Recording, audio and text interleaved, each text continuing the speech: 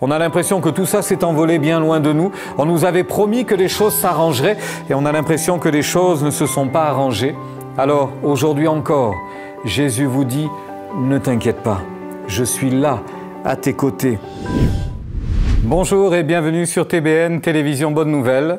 J'ai un grand plaisir de partager avec vous un verset qui se trouve dans le livre de Jérémie, au chapitre 17, et le verset 14 dit ceci: « Guéris-moi, Éternel, et je serai guéri, sauve-moi, et je serai sauvé. » Certainement, vous qui êtes comme moi habitués principalement au français, il y a dans la construction de cette phrase quelque chose d'assez surprenant.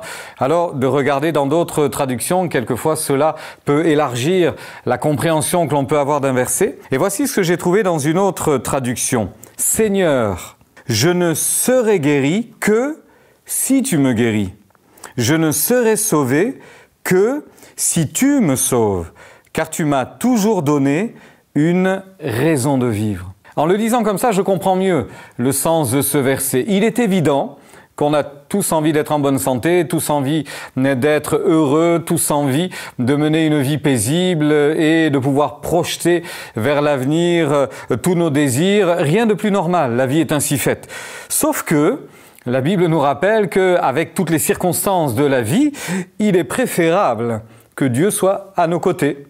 Parce que si ce n'est pas lui qui nous guide, qui nous guidera? Si ce n'est pas lui qui nous sauve, comment allons-nous nous en sortir? Si ce n'est pas lui qui nous guérit, comment resterons-nous en bonne forme et en bonne santé finalement? Et là, Jérémie donne une parole qui est très encourageante et prophétique, les mots qui guérissent.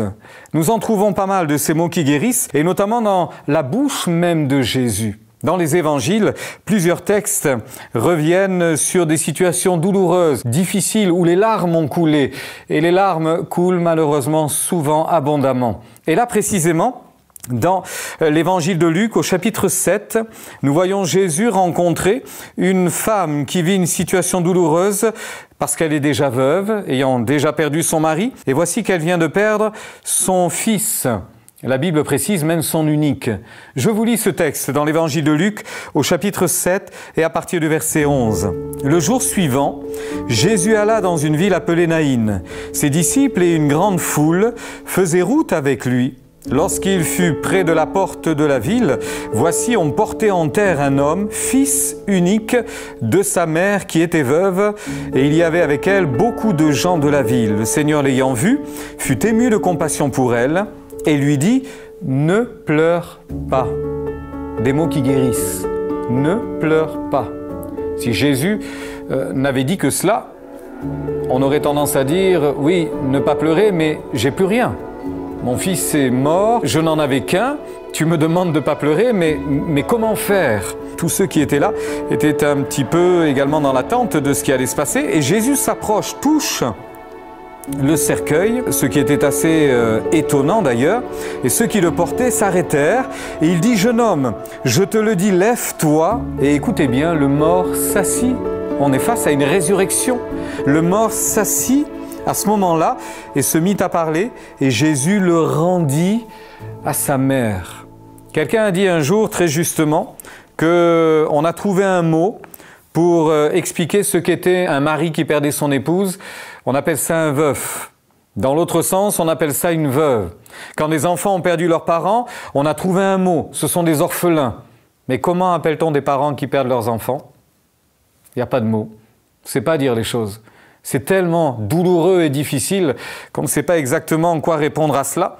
Alors Jésus n'a pas essayé d'expliquer à cette femme que c'était le cours de la vie, qu'il fallait gérer la situation, que après tout elle n'était pas la seule, que d'autres souffraient. Dieu ne nous parle pas de cette manière-là. Dieu ne nous parlera jamais de cette façon-là. Il connaît les détresses, les blessures, les souffrances que nous ressentons. Il n'avait qu'à dire que quelques mots à cette femme, ne pleure pas. Et c'est ce qu'il fait. Il dit à cette femme, ne pleure pas. Et cette femme va vivre un miracle incroyable. Je voudrais vous donner un autre exemple et terminer avec celui-ci. C'est l'histoire de Marie, celle qui a accompagné Jésus comme bien d'autres et qui, après la mort, la crucifixion, la mort et la mise au tombeau de Jésus, va être dans une grande peine, une grande détresse, évidemment, tellement douloureux pour son âme d'imaginer que Jésus est mort. Ça lui paraît tellement inconcevable. Et voici ce que le texte nous dit dans l'évangile de Jean, au chapitre 20 et au verset 11. « Cependant Marie se tenait dehors, près du sépulcre et pleurait. Et comme elle pleurait, elle se baissa pour regarder dans le sépulcre, et elle vit 2 anges vêtus de blanc, assis à la place où avait été couché le corps de Jésus, l'un à la tête, l'autre aux pieds. Ils lui dirent « Femme, pourquoi pleures-tu » Elle répondit « Parce qu'ils ont enlevé mon Seigneur, et je ne sais où ils l'ont mis. » En disant ça, elle se retourna et elle vit Jésus debout, mais elle ne savait pas que c'était Jésus. Jésus lui dit « Femme, pourquoi pleures-tu? Qui cherches-tu » Et elle, pensant que c'était le jardinier, lui dit « Si c'est toi qui l'as emporté, dis-moi où tu l'as mis et je le prendrai. » Jésus lui dit « Marie », juste prononcer son nom, juste cela.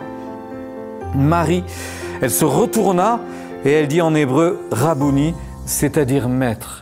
À l'évocation de son prénom, de son nom, elle a reconnu Jésus. Si je vous disais que Dieu nous connaît par notre nom, et que Dieu vous connaît par votre nom, et qu'il ne cessera jamais de vous appeler par votre nom parce qu'il vous connaît, ceci doit vous rassurer. Ceci peut vous rassurer.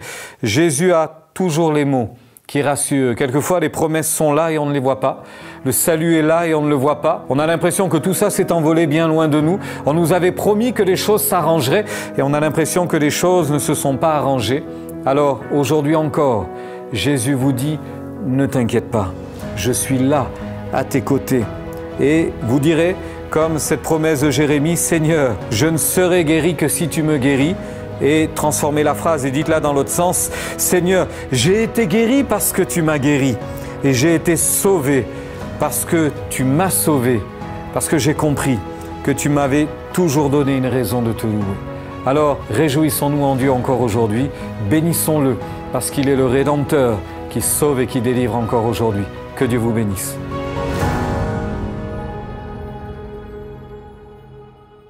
Shalom, j'espère que vous avez aimé cette vidéo.